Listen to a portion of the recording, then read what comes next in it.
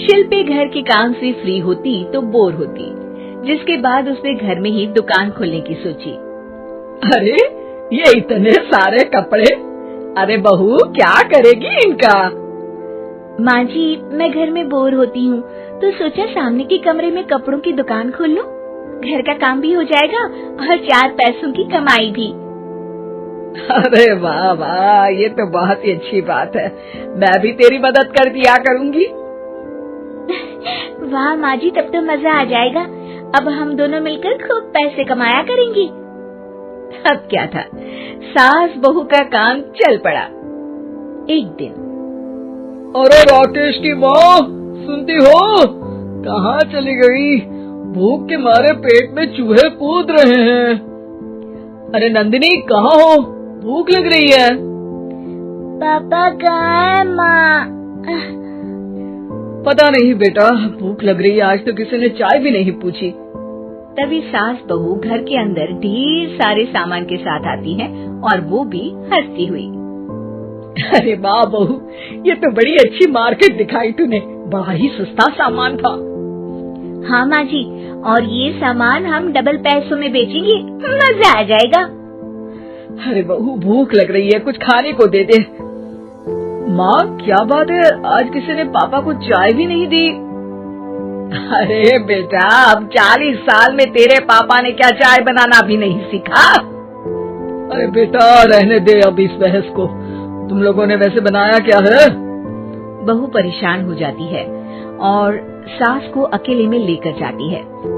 माँ जी, आज तो हम लोगों ने खाना ही नहीं बनाया। अरे बेटा, बाहर के छोले भटूरों से पेट इतना भर गया कि याद ही नहीं रहा कि घर में ये लोग भी हैं खाना खाने के लिए। अब क्या किया जाए? तभी घर में एक महिला आती है।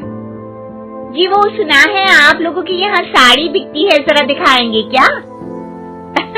हाँ हाँ, क्यों नहीं। माँ जी, आप इन्हें साड़ी दिखाइए, मैं तब तक पिताजी और इनके लिए खाने का इंतजाम करती हूँ। सास उस औरत को लेकर सामने वाले कमरे में चली जाती है जहाँ उन लोगों ने दुकान खोली थी।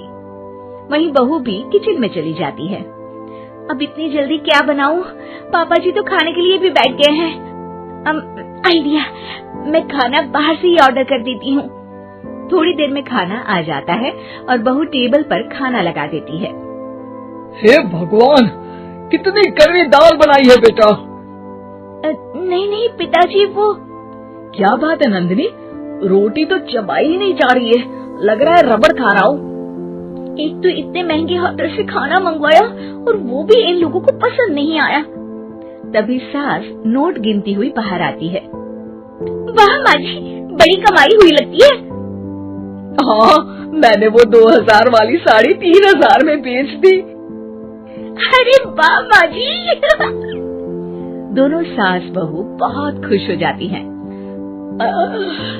मेरे पेट में ना बेटा जोर का दर्द हो रहा है। अरे माँ, क्या हुआ? पेट में दर्द? बाहर का कुछ खाया था क्या? मैदा तो नहीं खा लिया? मैंने छोले भटूरे खाए थे। माँ क्यों खाए? आपको तो पता है कि आपको मैदा सूट नहीं करता। चलिए माँ को डॉक्टर के पास ले जाते हैं। तभी अंदर से पापा की आवाज आती है। हे भगवान, मेरा तो पेट खराब हो गया। सब पिताजी के पास जाते हैं। पिताजी, आपको क्या हुआ? खाना बासी था शायद। अरे पिताजी, नंदिनी जानती है कि बासी खाने से आपकी तबीयत खराब हो जाती है, तो वो ऐसा क्यों देगी, है ना नंदिनी? वो खाना मैंने बाहर से ऑर्डर किया था। मैं और माँ दुकान का सामान लेने गए थे, इसलिए खाना नहीं बना पाए। क्या नंदिनी, दुकान के चक्कर में तुमने तो सारे घर का हाल बिगाड़ रखा है। चलो अब माँ और पापा को लेकर अस्पताल चलते हैं। अस्पताल में जाने पर डॉक्टर कहते हैं, हाँ, इन दोनों को तो एक दिन के लिए एडमिट करना पड़ेगा। क्या? क्यों? पेट ही तो खराब है ना। हाँ, तो घर ले जाइए ना, अगर लग रहा है कि कोई बड़ी बात नहीं है और हम सिर्फ पैसा कमाने के लिए इन लोगों को एडमिट कर रहे हैं। नर्स, जरा इन लोगों को बिल तो दे देना। चलिए मैं आप लोगों को पैकेज समझा देती हूँ।